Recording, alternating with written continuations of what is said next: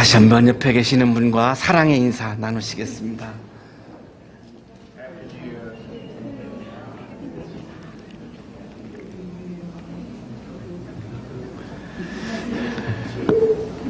오늘 찬양이 너무너무 은혜로워서 우리 두 분 교수님의 연주부터 시작해서 너무너무 행복한 시간을 갖고 있습니다. 우리 모차르트가 대관식 미사곡 16곡을 23살에 완성을 하는데요. 오늘 그 두 번째 글로리아를 우리에게 연주해 주셨는데 카라얀이 돌아가시기 4년 전인가요? 베드로 대성당에서 연주한 곡이 너무너무 은혜로웠는데 그날 이후 저는 두 번째 이렇게 글로리아 이렇게 은혜로운 곡을 들은 게 처음이어서 너무너무 행복했습니다. 우리 은혜로운 연주를 해주신 성가대에게 우리 다시 한번 감사의 박수 드리겠습니다.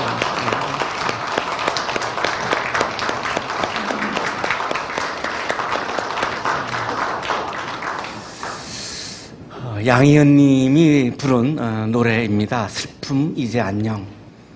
견디기 힘이 드니까 지난 한 해 동안 견디기 힘든 순간들이 많았습니다. 저도 그렇고 여러분도 그렇고 또 우리가 잘 알고 있는 이웃 중에도 견디기 힘든 순간들이 굉장히 많았죠. 쓸쓸도 이젠 안녕. 힘이 들 때마다 참 쓸쓸하죠. 왜 나만 힘들지? 왜 나만 이렇게 어렵지? 이럴 때마다 더 쓸쓸해졌죠. 양희님이 이렇게 노래 부릅니다. 이제는 안녕이라고. 지쳤어요. 지친 순간들도 굉장히 많았고요. 햇살이 따스한 바람 부는 거리에서 다정한 연인 모습 너무 부러웠죠. 나는 힘든데, 나는 쓸쓸한데 행복한 분들을 보면 축하하는 마음이 잘 안 나오고 나는 왜 이렇게 힘든데 저 사람들은 이렇게 행복하지? 다 행복한데 왜 나만 힘들지? 왜 나만 이렇게 슬프지? 나만 쓸쓸하지? 그랬던 순간들도 아마 많이 있었을 것 같습니다. 어느 날 사랑이 찾아와 내 마음 열기를 기다린데도 아플까 헤어질까 두려워 그냥 그렇게 떠나보냈네 바보처럼. 어느 순간 내 옆에 있는 분이 나에게 사랑으로 다가오는데 너무 힘든 것에 지치다 보면, 너무나 쓸쓸함에 고독함에 지치다 보면 그 사랑을 받아들이기가 어렵습니다. 배신을 당할까봐, 그 사람으로부터 내가 상처를 받을까봐 내가 기꺼이 그 사랑을 받아들이기도 어렵습니다.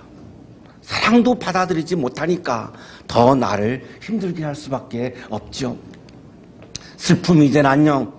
자, 그런데 양희은님은 이렇게 노래합니다. 그 슬픔도, 지침도, 쓸쓸함도 이제는 안녕이라고. 견디기 힘이 드니까 쓸쓸도 이제는 안녕. 나는 지쳤어요. 언젠가 사랑이 온다면 그때는 용기 내어 시작할 거야. 아파도 헤어져도 괜찮아. 이젠 제대로 사랑할 거야. 새해가 왔으면 이제 뭔가가 달라져야 되고 뭔가가 달라져야 새해가 온 거죠. 달력이 바뀐 것이 우리에게 아무런 의미는 없습니다. 내 삶이 바뀌어야 새해가 온 건데 그 중에 하나 양희님이 우리들에게 노래 부르고 있는 것은 이제는 용기 내어서 내가 상처받아도 괜찮아. 실패해도 괜찮아. 배신을 당해도 괜찮아. 내가 어려움을 당해도 괜찮아. 이제는 한 번이라도 제발 진정한 사랑을 내가 해볼 거야. 새해가 왔으면 이제는 힘들다 할지라도 배신 당할 거를 내가 예상한더라도 그거 무서워하지 말고 내가 멋있는 사랑을 해볼 거야. 언젠가 사랑을 만나면 용기 내어 시작할 거야. 아파도 헤어져도 괜찮아. 이젠 제대로 사랑할 거야. 다시 한번. 제가 가장 감동받은 가사가 이 다시 한번이라고 하는 마지막 가사였습니다.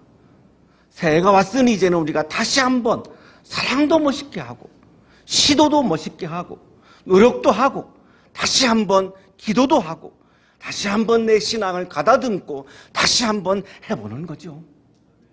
그것이 나에게 다가온 새해의 의미이겠죠.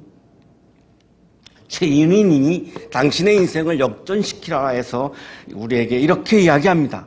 우리도 인생을 멋지게 역전시킬 수 있다.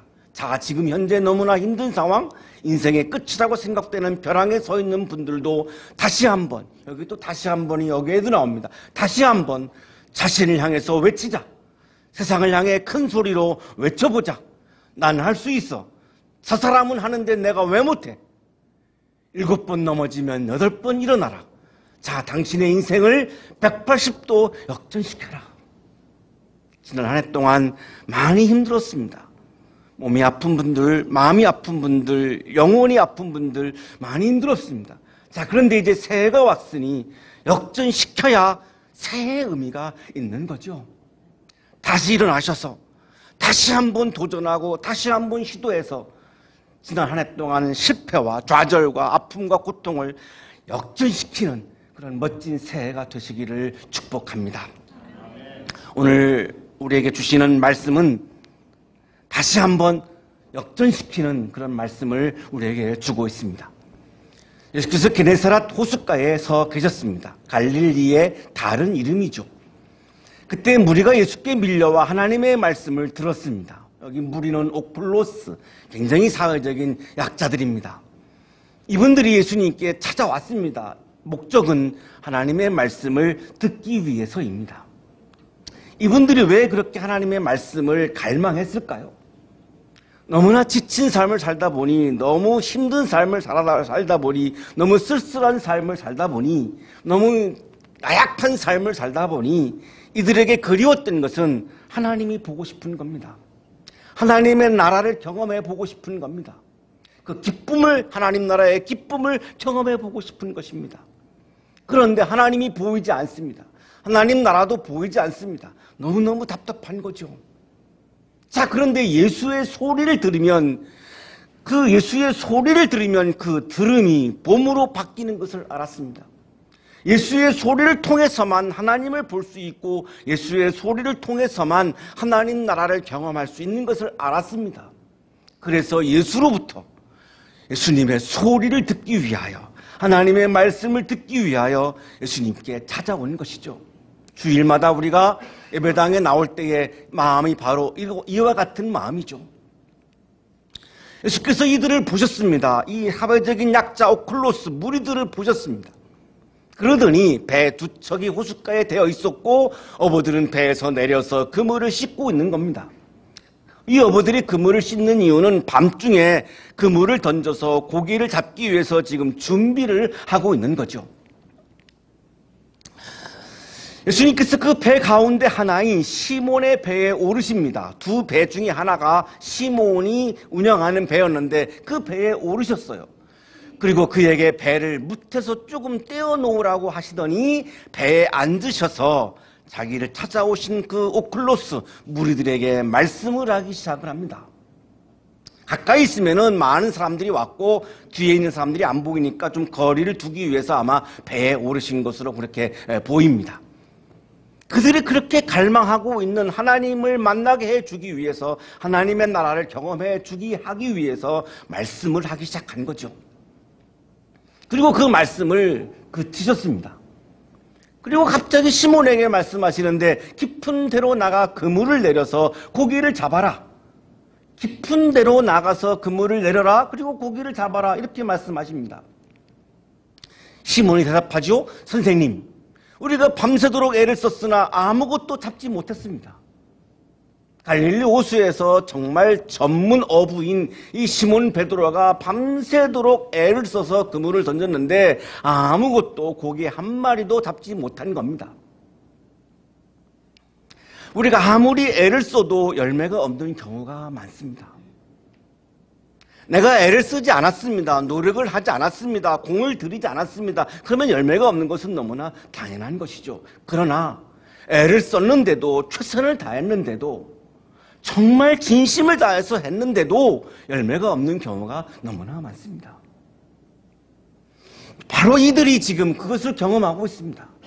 최선을 다했는데, 애를 썼는데, 그런데 지금 실패한 거죠. 고기를 한 마리도 못 잡았습니다. 그러나 선생님의 말씀을 따라 그물을 내리겠습니다. 선생님의 말씀을 따라 그물을 내리겠습니다. 여기 선생님은 에피스타타입니다. 대부분이 복음서의 선생님은 디다스칼로스입니다. 티처의 의미죠. 에피스타타의 의미는 주인의 의미가 굉장히 강한 단어입니다. 마스터죠. 시몬은 예수님에게 당신이 나의 주인임을 지금 고백을 하고 있습니다. 당신이 나의 주인이기 때문에 내가 주님이 나의 주인이신 당신이 하라는 대로 그대로 따르겠습니다. 당신의 말씀을 따르겠습니다. 당신은 나의 주인이고 내가 종이니 나는 주인의 말씀을 그대로 따르겠습니다. 지금 이렇게 고백을 하고 있는 겁니다. 그리고 나서 그물을 던졌습니다. 애를 써도 최선을 다했는데도 열매가 없었던 그 차가운 황량한 바다에서 놀라운 일이 벌어진 거죠. 그물을 던졌는데 그대로 한이 많은 고깃대가 걸려들어서 그물이 찢어질 지경이었다. 그물이 찢어질 정도로 엄청나게 많은 고기를 잡은 겁니다. 언제? 말씀을 따라서 했을 때였습니다. 얼마나 많이 잡혔는지 도저히 감당할 수가 없으니까 다른 배에 있는 사람들에게 손짓해가지고 도와달라고 요청을 합니다. 그랬더니 사람들이 다가와서 도와주었고 이 고기를 2배에 가득가득 채웠고 배가 가라앉을 지경이 되었습니다. 절묘하죠? 여기서 더 많이 잡았으면 배가 가라앉았을 것입니다. 배가 가라앉지 않을 정도로 풍성하게 잡게 해주신 거죠. 라파엘레오가 그린 고기잡이의 기적이라고 하는 그림인데요. 위에 보시면은 새가 있죠. 까마귀입니다. 이 아래에 보시면은 새들이 있는데 두루미이고요. 지금 왼쪽에 보시는 분이 예수님인데 예수님 머리 위쪽으로 백조들이 있는데 사실 흰색이어서 잘 보이지는 않습니다. 지금 이 새들이 막 이렇게 몰려오고 있죠. 이 고기를 먹고 싶어서. 새들이 이렇게 몰려올 정도로 어마어마하게 지금 많은 고기를 잡은 거죠. 유심히 우리가 보아야 될 부분이 있는데 맨 예수님 앞에 있는 사람이 베드로입니다. 시몬 베드로입니다. 이 사람이 지금 예수님 앞에서 무릎을 꿇고 있죠. 시몬 베드로가 이것을 보고 예수의 무릎 앞에 엎드려서 말하였다. 주님, 나에게서 떠나주십시오. 나는 죄인입니다. 주님께서 열매를 주셨을 때 이 베드로가 지금 3가지 자세를 보이고 있는데요. 첫째는 예수 앞에 엎드렸습니다. 이 열매는 내가 만든 열매가 아니라 예수로부터 온 열매임을 지금 고백하고 있는 것입니다. 두 번째, 주님이라고 부르고 있죠. 키리에 주님. 이 열매의 주인은 내가 아니고 예수 그리스도입니다. 라고 지금 고백을 하고 있는 거죠. 세 번째, 나는 죄인입니다. 라고 고백합니다. 열매 앞에서 왜 죄인이라고 고백을 할까요? 열매 앞에서 베드로는 교만하지 않았습니다. 굉장히 겸손한 모습을 보이죠? 내가 죄인인데도 불구하고 주님 나에게 이렇게 많은 열매를 주셨군요. 어떻게 죄인인 나에게 이렇게 많은 열매를 주십니까? 라고 하는 고백입니다. 베드로와 그와 함께 있는 모든 사람들이 그들이 잡은 고기가 엄청나게 많은 것에 놀랍니다. 여기 놀랐다라고 하는 단어는 헬라어로 담보스인데요. 숨이 막힐 정도로 놀라는 상태를 의미합니다. 숨이 막힐 정도로 놀란 겁니다. 2019년 새해 한 해 동안 주님의 말씀을 따라서 살 때에 주님이 주시는 열매가 가득하기를 축복합니다. 그냥 가득한 것이 아니라 주변에 있는 사람들이 놀라서 숨 막힐 정도로 삶의 열매가 가득하기를 축복합니다. 새해 여러분의 삶 속에 주님이 주시는 말씀을 따라서 열심히 사시고 주님이 주시는 열매가 가득가득해서 그 열매를 이웃과 함께 나누는 그런 복된 2019년 새해가 되시기를 주님의 이름으로 축복합니다. 거룩하신 주님, 새해를 주셔서 감사합니다. 나의 마음을 따라서 사는 새해가 되지 않게 하시고 주님의 말씀을 따라서 사는 새해가 되게 하셔서 많은 사람들이 숨막힐 정도로 놀라는 열매가 가득가득한 복된 새해가 되도록 은혜 내려 주옵소서. 예수 그리스도의 이름으로 기도하옵나이다.